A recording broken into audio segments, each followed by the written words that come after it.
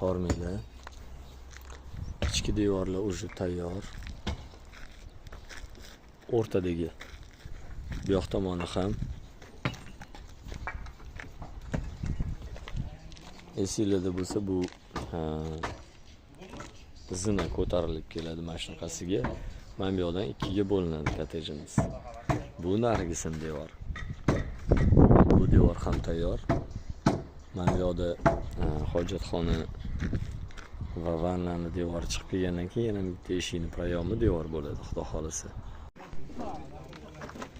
Bir ikkita usta akalar fikr bildiribdi bizada. Mana shu qurilish obyektimiz bo'yicha sizlarni g'ishtlar tashqarisida ham, ichkarisida ham 1,5 qo'shdi. Biz aytdik, maksimum darajada sifat bo'lishligi uchun ertaga tabiiy ofat, kulfatlar, zilzilaga, hammasiga bardosh berishligi uchun turdik. Maksimum darajada bo'lsin deb.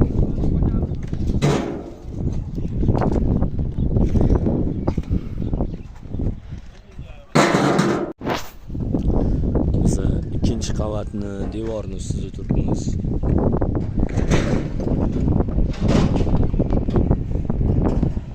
Ustakalarimiz tumbani ham qo'yib qo'yishibdi, молодцы. Maksimum darajada tepadagi rakursdan ko'rsatay dedim-da sizlarga tushunishlik uchun. Mana bu yoqda bitta xona bo'ladi, xudo xolasa. Bu endi hol bo'ladi, ikkinchi tarafiga. Mana bu yoqda bitta xona, ichida sandiqlar bilan bo'ladi. Alohida tashqarisida vanna, hojatxona bo'ladi. Va undan tashqari yana bitta xona, o'sha chegara devori ham quriladi.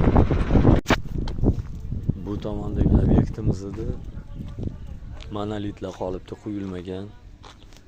Mana shu monolitlarni qo'yishsa ustakalarimiz. Bu yoq tomondagi plashatkamiz tayyor. Bu yoqda polностью g'isht teriladi, xudo xolasa.